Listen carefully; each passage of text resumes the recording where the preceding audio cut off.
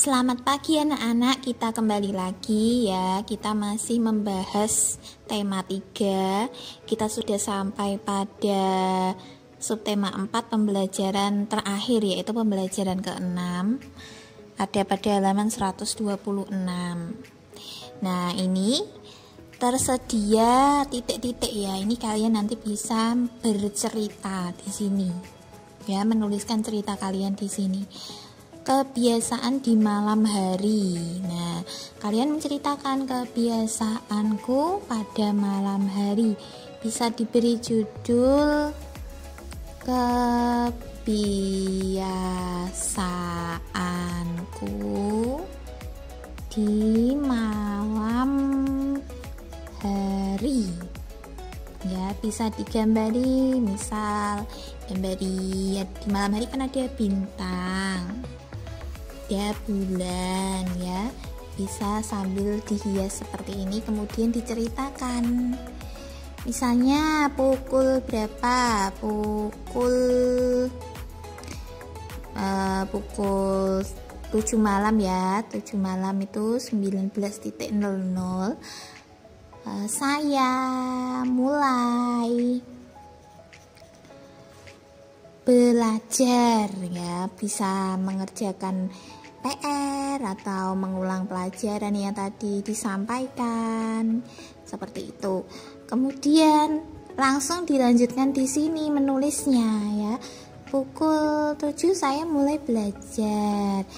Misalnya saya belajar bersama kakak misalnya ya, titik ya. Satu kalimat jadi beri tanda titik, terus kalimat berikutnya ya ditulis huruf besar depannya saja. Kalau sudah beri tanda titik, lalu ditulis di sini ini lanjutannya ya, lanjutannya. Yang pertama nulisnya di sini karena ini awalan ya, sebagai awalan. Jadi supaya nanti ketika cerita kalian sudah selesai itu terlihat rapi. Ya, pukul 7 saya mulai belajar, saya belajar bersama kakak. Terus belajar apa? Saya belajar berhitung. Nah, misalnya gini ya, misalnya begini. Terus nanti lagi saya menghitung gambar kucing misalnya ya, ditulis saya menghitung gambar kucing, titik. Nah, nanti ada lagi tulisan di sini ya, mulainya dari sini. Misalnya setelah belajar, berarti pukul berapa ya? Pukul 8 ya, 20.00. Saya menggosok gigi. Menggosok gigi. Terus nanti apalagi? Saya mencuci tangan, mencuci kaki ya. Nanti diceritakan di sini ya. Tidak harus penuh, tapi cukup nulis 2 saja ya, dua paragraf itu berarti nanti kalian menulis 2 aktivitas ya. Misalnya kalau yang pertama ini belajar, yang kedua menggosok gigi, seperti itu boleh, atau nanti ditambahkan berdoa sebelum tidur juga boleh. Selanjutnya ini kita akan bermain peran ya. Ini bisa dibaca di rumah untuk latihan ya, halaman 127. Dibaca sedikit-sedikit di rumah ya. Ini latihan dialog. Dialog itu percakapan. Percakapan itu berarti lebih dari 1 orang. Sama seperti kalau kalian berbicara dengan teman kalian ya, misalnya Ani dan Siti misalnya sedang berbincang-bincang, berbicara, itu namanya bercakap-cakap atau berdialog. ya, berdialog. Lalu ini memainkan perannya. Ya, ini ada berapa orang? Ada guru, ada Udin ya, guru, Udin, Edo, ada Dayu juga, ada Siti ya. Ini berarti banyak ya. Kalau semua ini berarti semua anak ya. Berarti semuanya ada 6, ada guru, Udin, Edo, Dayu, Siti, dan ini semua anak ya. Jadi ini dibaca dulu untuk latihan di rumah. Nanti berarti hari Rabu saat kalian masuk, nanti bisa untuk berlatih bercakap-cakap ya, bermain peran.